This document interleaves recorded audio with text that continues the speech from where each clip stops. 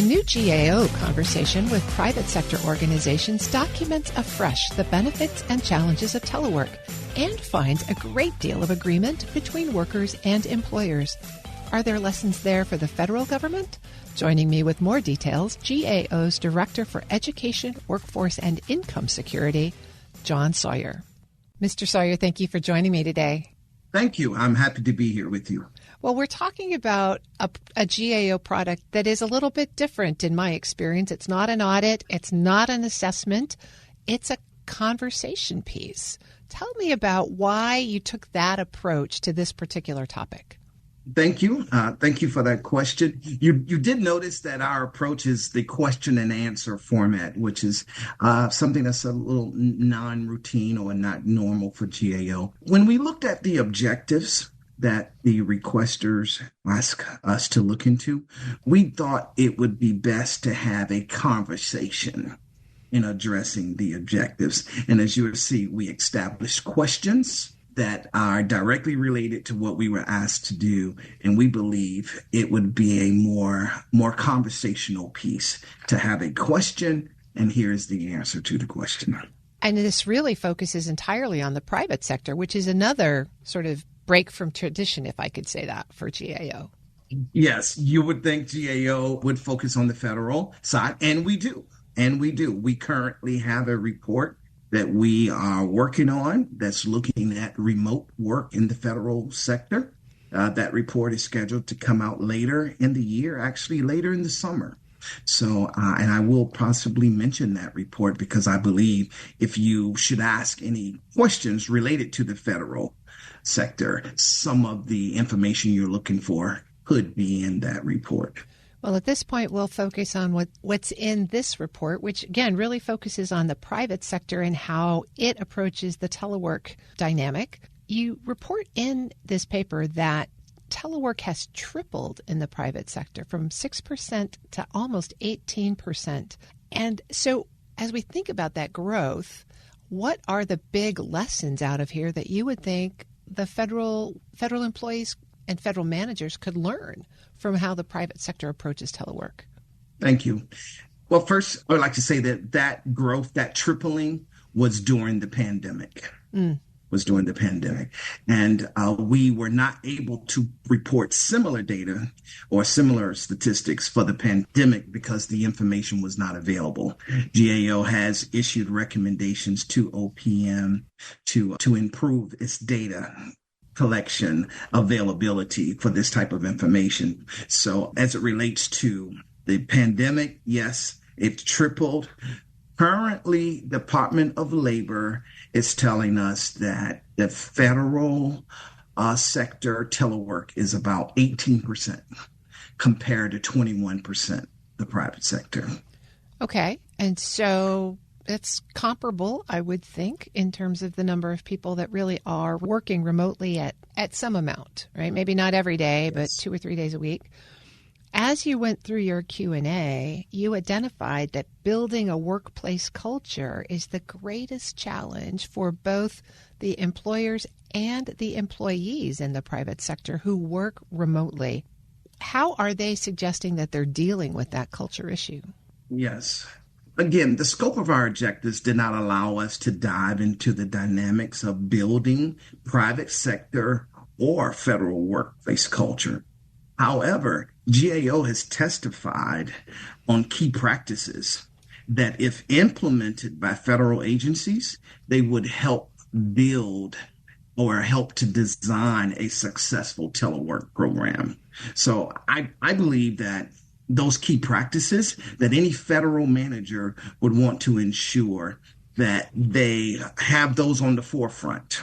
And as they are designing a telework program, asking themselves the question, have we considered these key practices? These key practices, I believe, would help with consistency.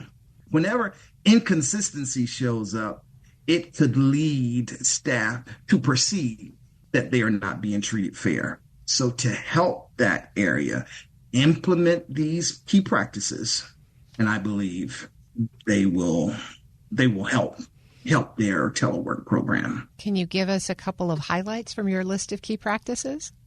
Excellent, excellent. That was where I was going.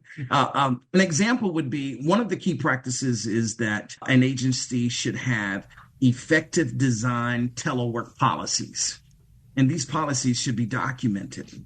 Well, once you design your telework policies, they will help inform another key area, which is performance management practices. This will help you to design your performance management system with the appropriate expectations of staff members, and then having a bar to now measure the staff's performance with those criteria. So again, those two that I just mentioned would help build an effective telework system. They're important whether you're teleworking or working in person. Absolutely. But it does get to the transparency piece and making sure that everyone has the same pieces of information so that they know and share common expectations.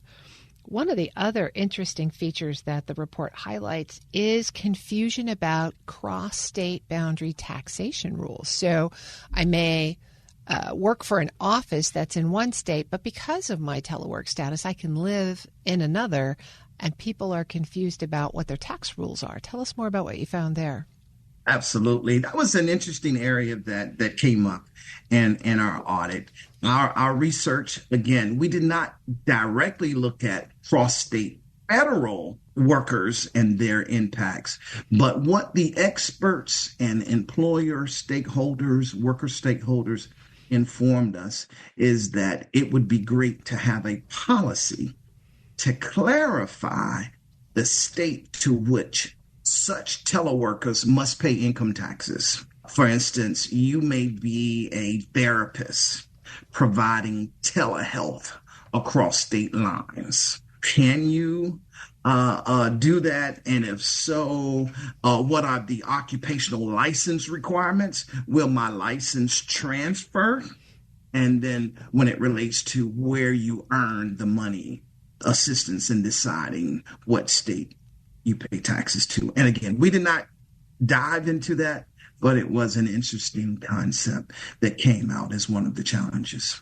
I'm speaking with John Sawyer. He's the Director for Education, Workforce, and Income Security at GAO. There is another finding in this report that I think is really, really important, and that's that telework helps remove barriers for certain workers, especially those with disabilities. How did you find that playing out amongst the people that you surveyed for this report? Thank you for that question. What we found that there were 4 areas really that we reported, and disabilities was one of those. The other areas related to career couples, couples that are in a career, childcare or caring for parents or others. And we also identified, I believe, older workers, yes. But as it related to disabilities, again, that really played because as it relates to retaining and recruiting, which is a key concept of continuity of an agency, of a office or a business to provide the services that they are designed to provide, you want to hire the best. And this helps in hiring those with disabilities to be able to fulfill the mission of that agency. So it was a good find that we saw. Again, we didn't dive into whether or not there would be a need for policies to address this. As a matter of fact, the experts we spoke with did not come up with any needed policies in this area, but they did identify one of the main benefits is that it does allow to concentrate on hiring those with disabilities, older workers, caregiving, so on. Well, given the federal government's commitment to being a model employer, federal managers might find this very helpful as they're building out their hiring strategies. Absolutely. Absolutely. As it relates to hiring strategies, one of the areas on GAO's high risk list, the high risk list is something that we issue every 2 years, and we identify those areas in the government that would need special attention. And one of those is strategic human capital management. That in order for the government to sustain and be in a posture of providing the resources, the talent needed